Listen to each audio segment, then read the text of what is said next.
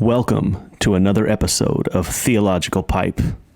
News, culture, sports, politics, and everything else from a theological perspective. It's all summed up in love. What should I do? Tell me. God is good. Give it to me, give it to me, give it to me, give me peace.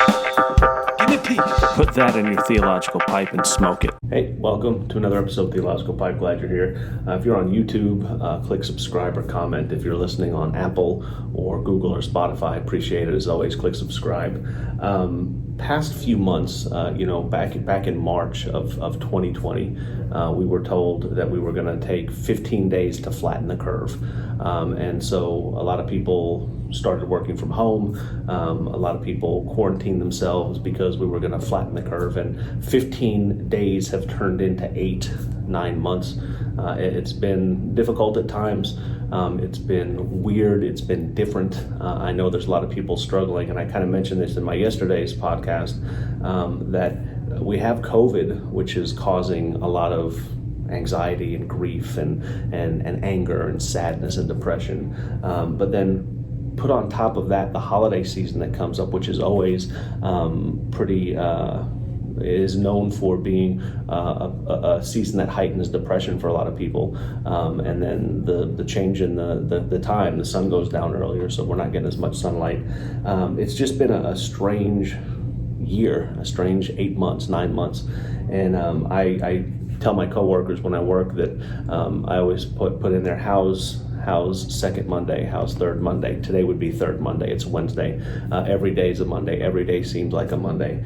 And so I was going to kind of use this podcast as a just as a tip for things to maybe do that will cure the blues, that will cure some of the depression that we have. And I talked about this yesterday. Reach out to people that are in need. Talk to people, whether it's text or phones or FaceTime or whatever. But what I've been doing a lot of, and I kind of looked at this the other day and I was kind of shocked. I like to read. I read a lot of books, and I since 2018 I've been keeping a list of the books I read, just for my own knowledge, and also so I don't repeat it. There's some authors that I read a lot of their books, and I was afraid, like, I read a David Baldacci book, and I didn't know if I read it before, so I can go look at my list. So I look back, and in 2018 I had read 21 books, and not that that's a lot or a little, but 21 books. That was pretty good. 2019 I read 13 books. One of them was the Lord of the Rings trilogy, so that can count as 3. But then so far in this year, I've read over 45 books. And I read them, I listen to them on tape, a combination of both. And I kind of thought that, hey, if you're listening and you're down in the dumps, or you're depressed, or you're lonely, reading is a good thing that you can do. It transports you to another place. It lets you learn new things. I love to read. I'm an advocate of reading. I think we in this country need to read more. I think education, we need to do a lot more to increase the reading skills of students. It's sad to me that in the United States, the average reading age of a high school graduate, someone that graduates high school, is 7th grade. Right? Newspapers are written on a middle school level, so the average American can understand them. That's sad. Those are the graduates. That's just sad to me. So read a book. It's great. Read a comic book. Read something. And so what I was going to do is kind of go over, just give you a couple of recommendations of books that I've read this year that I think are just really good, really interesting, and I just go from there. So there's Elton John wrote an autobiography. If you've seen the movie Rocket Man, you've pretty much read the book. The book goes into a little more details, but that's a good book to read. It's called Me by Elton John. The Screw Tape Letters by C.S. Lewis. I reread that. It's a great book, and timely even. It's letters from Satan to Screw Tape and how they kind of are trying to influence the world. That it's timely. The Brothers Karamazov by Dostoevsky, which I never pronounce right, but that's an incredible read. It's dense. It's going to take you a long time, but it's a great book. There's a book called Acid for the Children by Flea, who's the bassist for the Red Hot Chili Peppers. you say, well, I'm not a big Red Hot Chili Peppers fan. I'm not like I mean, they're good, but I wasn't a huge fan. But the book is excellent. He's a poet. He writes really well. There's a book called The Lincoln Conspiracy by Brad Meltzer, which is about a conspiracy to murder Abraham Lincoln before he was actually murdered. They tried to assassinate him a few years before, and that's a great book. It's historical. It's based on it's not based on a true story. It's a true story. He did some research. It was really good. There's a book called Where Men Win Glory, which was a book by John Krakauer, who he wrote about the Pat Tillman story. And if you remember Pat Tillman, he was a NFL player who left the NFL to go join the Army during the 9/11 and the aftermath of 9/11. It's a great book and really, really interesting. There's a book called Bloodlands, which is Europe between Hitler and Stalin. It's by Timothy Snyder, and I wouldn't say that that's a fun read. It talks about the horrors of Hitler and Russia and how they treated people, and it's eye-opening. It's a very good book. On a Pale Horse, Pierce Anthony. I read that way back in middle school, and it's about a guy that kills death and then has to take on the role of death, and he drives around in a car and collects souls and stuff. It's just an interesting read. I read it way back in the day. A friend of mine, Chad, mentioned it, that he got it, and I was like, oh my gosh, I remember that book so well back in middle school. I'm going to get that, and I read that again. It was good.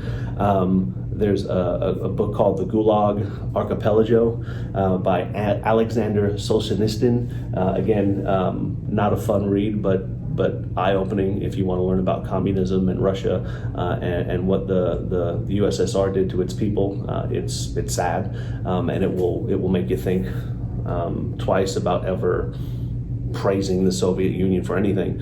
And then probably so far the best book I've read this year. Let me look through here and just make sure. I read a book about Mr. Rogers, The Good Neighbor, The Life and Work of Fred Rogers by Maxwell King. It was great. Just look here, I'll make sure I'm not missing any. I'm going to say the best book I've read so far, I just finished it. It's called Greenlights by Matthew McConaughey. He's a great actor. He was good in A Time to Kill.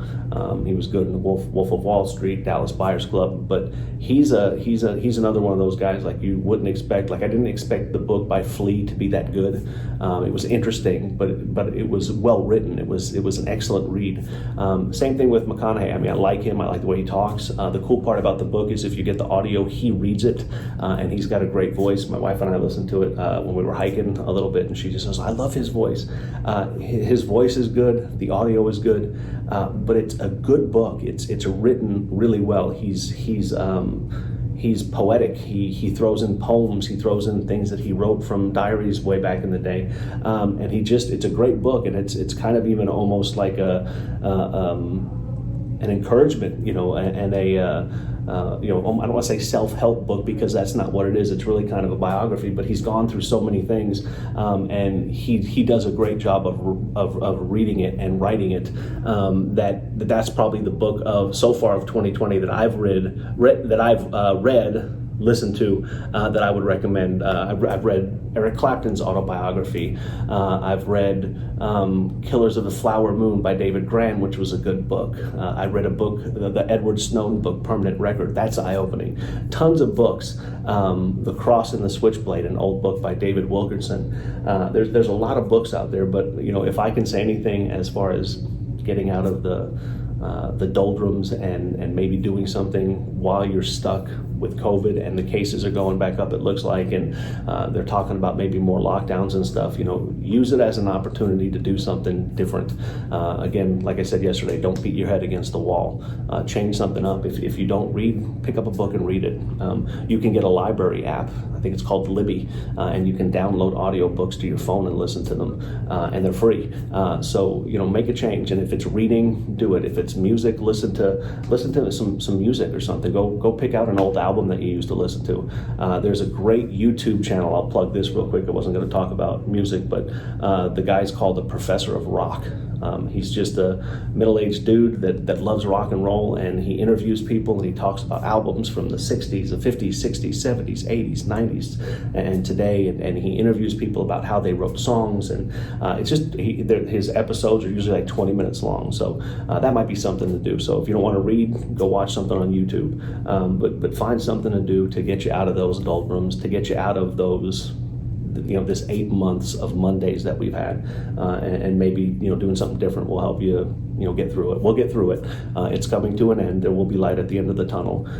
So, keep the faith, keep pushing on, read a book, put that in your theological pipe and smoke it, and we'll see you next time. Be nice. Well, bye.